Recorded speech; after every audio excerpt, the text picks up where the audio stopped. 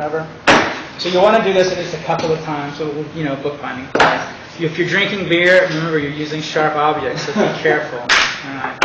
So this is the text block. This would have all your print on it and that sort of thing. It is not trimmed down to the exact final size that you want. If you're going to use the guillotine, you're going to want to make sure that it is close, but you have a little play. Okay? So that's what singles look like. This is a text block that was actually French folded, which is a lot of students did last. It's already been bound. Or it's already been glued together. I'm going to show you how to do that. Is that one cut down to the right size? This is, just pretend like it is. Yeah, this one's cut down to the perfect size that we want. If it's not, you're just going to take it like this. Once it's bound, once it's adhered like this, you would take it and you would cut just the foot, the head, and the foot. Okay, because it's French folded. Okay, it's a bit backwards how you would actually put this together. Usually, you're going to knock up your spine for making this edge straight. When you do French folding, it's the exact opposite. You want to knock up the foredge. And you don't have to worry about cutting this. You're just going to cut the top and the bottom. Because if you cut, obviously, the French fold, it now becomes single fold. Where can you get it glued like that? You're going to learn to do it today. You're going to do it. You're going to learn how to do that today. How's it going to be exact then? You'll see. So hold on though, you're having us leave the extra room on which sides of the text block? It depends. In the single, your top side, bottom. Top side bottom. Yeah, your spine you're not going to touch ever. Okay, you'll just knock up the spine on the single. Okay, on French folds, you'll knock up the foredge. You don't worry about the spine, but you can cut the top and bottom if you need to. You can trim it down, all right? And sometimes, you know, you might have it. You might need to play with it a little bit once it's all, because it might shift when you put it together. So you want to leave yourself 1/16 of an inch, 1/8 of an inch, just to, if you're going to go down and trim it up for the final text block. So you want to glue first before you cut? In single, you knock up the spine. Single, you knock up the spine. In the French, you knock up the foredge, because it doesn't matter what the spine looks like. But if you're going to knock up in the single, you knock up the spine because you're more than likely going to cut the foredge. That make sense? Okay. So, what you do then is knock up a book, or jog up a book is what this is called when you do this. And the instructions tell you how to make a press. So what we're going to do is I'm going to use these two things right here. You can use any number of devices to pinch. All you do is you square or true up the edge, okay? Put it on either side, and then lock it in like that, okay? So it's square on the bottom. You're not going to want to pick this up and start looking for this kind of stuff. I just want to show you what you're going to be doing. So what you'll do then is, I don't have enough room for a ramp. Some people will do it so they have a lot more room so they can make a ramp. You don't have to do that kind of stuff. Oh, what I do want to tell you first off, before you begin this project, go wash your hands. Okay? Make sure your hands are clean. Your hands are going to have oil on them, and they're going to get on here. And it really will, on a white text block, it can start to show up really, really quick. And the more, because you're going to be handling this a lot, so anytime you're touching a text block, make sure that your hands are clean. Can you put an extra sheet of paper on each side Well, so it will come off? What I was going to say is, I forgot to tell you that. So when you've got your text block of your pages, you're going to want to go ahead and add on 5 or 6 sheets of crap paper on either side. Okay? So pretend like this is crappy paper on either side, and this is my text block in there. 5 or 6 is a lot. On both sides? On both sides. Okay? I'm sorry, where can we get those clothes? These, Lowe's or Home Depot. Fred Meyer. Or Fred Meyer. These are called Quicker.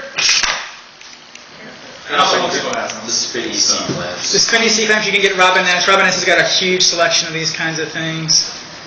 What did you say, sorry? I said I know that Home Depot has them. Yeah, Home Depot has them. Yeah, Lowe's, probably Target, any of that kind of stuff. So that's also where it's really good to do this in groups, so that you don't all have to buy these things, so you can share them.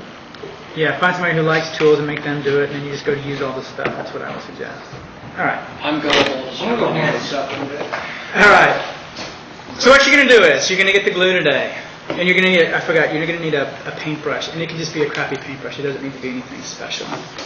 So, Will it be ruined afterwards? no, you can wash it out. The glue you're going to get is water soluble. If you're going to use a ramp, it's going to be something like this. This is what you're going to do. What you want to do, this is the part that flexes, and this is where how you get the glue in there. So your page block will flex over to the side like that. Okay? So you'll take your glue, you'll dip it in there. You're not going to want it slathered up. Okay? You're just going to want a nice coating of glue on your paintbrush. Did you clamp a 4-inch? I clamped it's on the side of this is the spine that is clamped down. So the 4-edge is, no, sorry. I clamped the 4-edge, sorry. This is the 4-edge. And this is the spine. Sorry, thank you. Yeah. Is that one French folded? No, this is just this one. Oh, there was just one folded. So when you get it in, it's all explained in here. I just want to walk through and just sort of show you what the stuff looks like. So what you'll do is you'll fold it over, and what it does is it exposes about a 32nd of an inch. And you just kind of, you don't want to rub it too much. You just kind of want to open up the text block a little bit. Do you do that with the brush? No, you just do it with your finger. Just do it with your finger. Get the glue on the brush, and then what you want to do is you want to start. So the direction you're bent over in, you want to paint in that direction. You don't want to paint this direction. The reason being is it's open, and if you start to paint, you'll start to force glue down in that little area around there. And you can end up gluing. Literally, I've seen people with so much glue on there, they'll get it down about a fourth to half of an inch, and it will ruin the text block. So you always want to paint the glue away to the edge.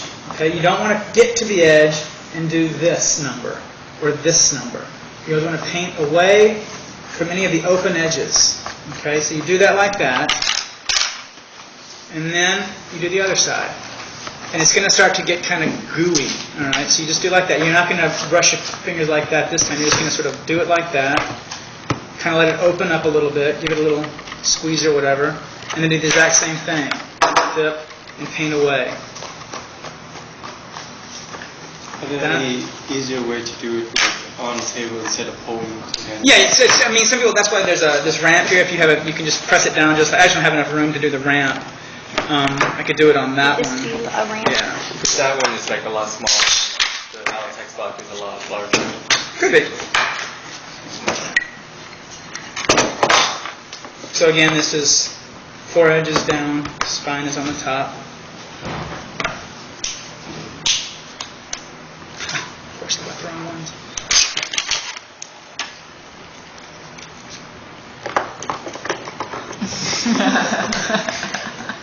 No response. Yeah.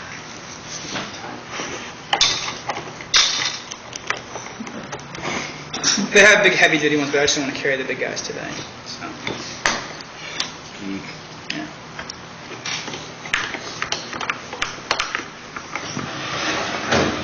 Okay.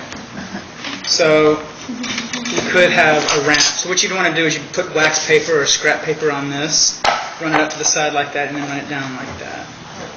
So that's how the ramp looks. Okay? So depending on what your setup is. Is this going to bend your pages really bad? No, it should not. You're not going to have. You shouldn't have. This shouldn't mess them up too much because it's a whole block and it's fairly forgiving.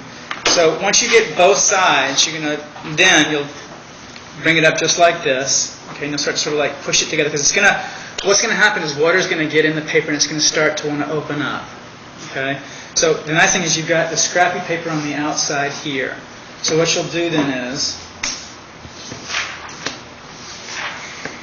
So we're now at step 5. So we'll get to step 6. You're going to take wax paper.